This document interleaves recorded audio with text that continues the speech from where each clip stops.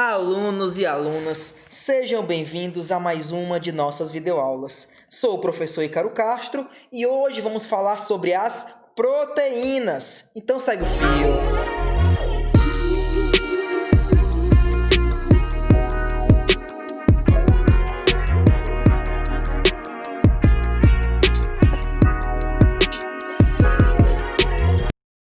Então, meu aluno, minha aluna, vamos lembrar um pouco sobre a nossa última aula. Lá nós vimos que os seres vivos, eles são organizados por elementos químicos e que os principais são o carbono, o hidrogênio, o oxigênio, o nitrogênio, o fósforo e o enxofre, chomps. E esses elementos químicos, eles se agrupam para formar moléculas. Sendo que nós temos moléculas inorgânicas, como a água e os sais minerais, e moléculas orgânicas compondo o nosso corpo, como proteínas, lipídios, glicídios, ácidos nucleicos e vitaminas. Então, hoje, vamos tratar sobre uma molécula orgânica muito importante, que são as proteínas. A primeira coisa que tu tem que saber é que as proteínas são as moléculas orgânicas em maior abundância nos seres vivos. Ou seja, dentre as moléculas orgânicas, a que aparece mais é a proteína. Nós, por exemplo, temos 72% do nosso corpo feito de proteína, desconsiderando água e sais minerais. Então, entendam, o composto mais abundante do nosso corpo é a água, mas a água é inorgânica. Então, o composto mais abundante orgânico do nosso corpo são as proteínas. Dentre os outros compostos orgânicos, 72% de ti é proteína. Então, as proteínas, elas têm várias funções no nosso organismo. Não é à toa que estão em tamanha quantidade. Mas a principal função das proteínas é estrutural ou plástica, ou seja, tem a função na estrutura dos seres vivos. Então, eu vou trazer para vocês aqui 4 proteínas muito importantes estruturais dos seres vivos. A primeira é a queratina. Qual a função da queratina? Ela impermeabiliza os tecidos. Então, vamos supor, por exemplo, que aqui seja a tua pele. Ela está cheia de glândulos de queratina e de queratina aqui em cima. Observa aqui a queratina em vermelho. O que é que ela está fazendo? Ela está impedindo que tua pele fique exposta, fique permeável. Porque se fica permeável, pode passar vários organismos, pode passar bactérias, e não é o que ela quer. Então, a queratina deixa a tua pele impermeável. Nós temos também 2 proteínas que são fundamentais para os animais. Por que animal? Porque animal é quem tem músculo. Então, o músculo é formado basicamente por actina e miosina, que são 2 proteínas que deslizam entre si. Assim, o músculo se contrai ou relaxa. E essa contração ou relaxamento do músculo é que te permite, por exemplo, se movimentar. Inclusive, essa contração e relaxamento pela actina e miosina é que permite o teu coraçãozinho aí, apaixonado, bater.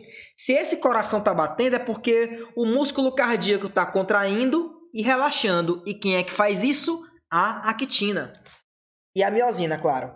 Mas a actina, ela também tem uma função muito importante dentro da célula, uma função estrutural da própria célula. Por quê? Ela fica, se forem observar aqui nessa imagem, ela fica na periferia da célula. E o movimento da actina também movimenta a membrana plasmática. Então, vários movimentos da célula envolvem inicialmente movimentos da actina. A actina ela vai se movimentar, claro, e com isso a membrana plasmática que vai estar ligada a ela também vai se movimentar. Então, a actina ela é a proteína mais abundante dentro da célula.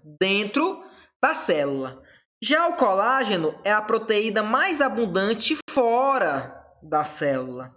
Então, o colágeno ele tem uma função muito importante, que é de compor as várias partes do nosso corpo. Então, o colágeno ele compõe cartilagem, o colágeno ele compõe ossos, o colágeno ele compõe derme, tecido conjuntivo, pelos, unhas. Então, teu cabelo é colágeno. Tua unha é colágeno. Então, teu cabelo, tua unha são proteínas, ok?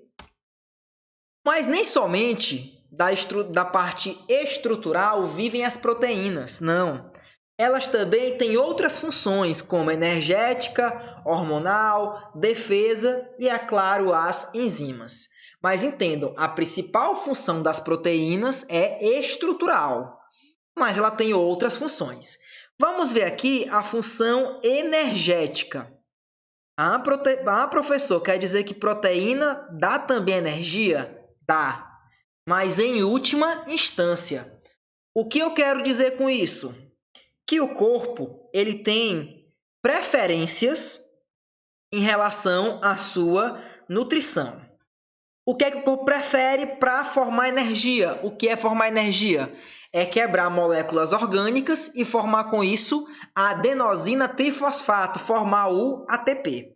Então, para formar ATP, que é energia, vamos ver isso mais à frente no nosso curso de bioquímica, nós vamos ver que a proteína ela prefere o que de longe? Carboidratos.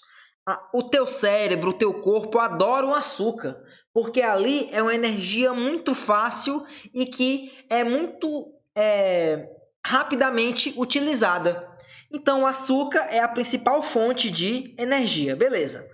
Mas não tem carboidrato, não tem açúcar. E agora eu faço o quê? Mas vai ter no teu corpo ali uma gordurinha.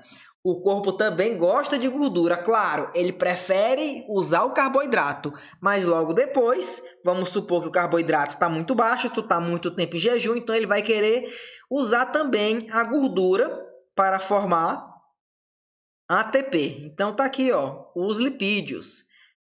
E em última instância, ele vai utilizar então a proteína. Então a proteína, ó, ela também vai formar acetilcoenzima A, que é uma molécula que vai entrar em um ciclo chamado ciclo de Krebs para formar então ATP. Então como é que acontece isso? As proteínas, elas desaminam e oxidam. E assim elas formam acetilcoenzima A para formar posteriormente energia. Mas entenda, essa é a terceira opção. Então quer dizer que primariamente o corpo prefere carboidrato. Então se te perguntarem qual é a estrutura mais energética, claro, é o carboidrato, é o que o corpo mais prefere para formar energia. Mas a proteína também forma energia. Quero que entendam isso. A proteína, ela também pode ter função hormonal, como por exemplo, uma proteína muito importante que todo mundo já ouviu chamada de insulina. A insulina é uma proteína e também um hormônio que é secretado pelo pâncreas. E ela tem a função de pegar a glicose que está no sangue e colocar ele dentro da célula. Por isso que pessoas que não produzem insulina ou que têm dificuldade na produção, elas quando se alimentam, têm uma alta quantidade de açúcar no sangue. Por quê? Porque o açúcar não conseguiu chegar dentro da célula. Porque para chegar precisa de insulina. Inclusive algumas pessoas se aplicam insulina para que o açúcar consiga chegar então às partes internas da célula. Entenda também que as proteínas também têm função de defesa. Como assim, professor? Eu sei que todo mundo já ouviu falar de anticorpos, que são moléculas proteicas formadas para a defesa do organismo contra agentes infecciosos. Então, as proteínas, elas formam anticorpos. Por isso que ele também participa da defesa do nosso organismo. E claro, as proteínas formam enzimas. Mas o que são enzimas? São moléculas que aceleram reações dentro do nosso organismo. Nem toda enzima é uma proteína. Nós temos também proteínas enzimas, desculpa, que tem como sítio ativo, ou seja, a região que trabalha realmente sendo de RNA. São chamadas de ribozimas. Mas a maioria, na verdade, a grande maioria das enzimas é de proteínas. Não vamos falar agora de enzimas porque nós teremos um momento especial somente para enzimas, uma vez que esse assunto aqui é muito importante em vestibulares e concursos. Então, as proteínas, elas são polímeros. O que são polímeros? São estruturas maiores formadas por unidades menores. Então, a estrutura maior é a proteína e as estruturas menores são os aminoácidos. Então, lembra, qual a subunidade de uma proteína? São os aminoácidos. Uma proteína é formada por aminoácidos, vários deles, ok? Então, os aminoácidos, eles devem ser conhecidos por vocês. E eles podem ser de vários tipos. Nós temos cerca de 300 aminoácidos. Entenda, existem 300, mas somente 20 formam proteínas, ok? E esses são os 20 que as pessoas que nós estudamos, são os que formam proteínas. Então, são vários aminoácidos, mas na formação das proteínas só temos 20 aminoácidos, ok? Então, professor, qual é a estrutura de um aminoácido? Então, todo aminoácido ele é formado por 4 partes principais. A primeira delas é que todo aminoácido, sem exceção, ele tem um grupamento amina. Aqui, ó, em azul, está aqui o grupamento amina. Então, está aqui um nitrogênio ligado a 2 hidrogênios. Isso é o grupamento amino ou amina. Então, está aqui a primeira parte do nosso aminoácido. Além disso, todo aminoácido ele vai ter um ácido carboxílico. Está aqui, ó, COOH. Então, é um carbono ligado a 2 oxigênios e um hidrogênio, COOH. Então, isso aqui é o grupo carboxila. Vamos agora entender o nome. Amino, vamos separar aqui, ó, amino, do grupamento amina.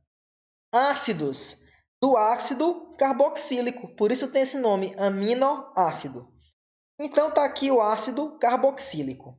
Então, veja que esse grupamento amina e esse ácido carboxílico, os dois estão ligados a um mesmo carbono, que tu chama de carbono alfa.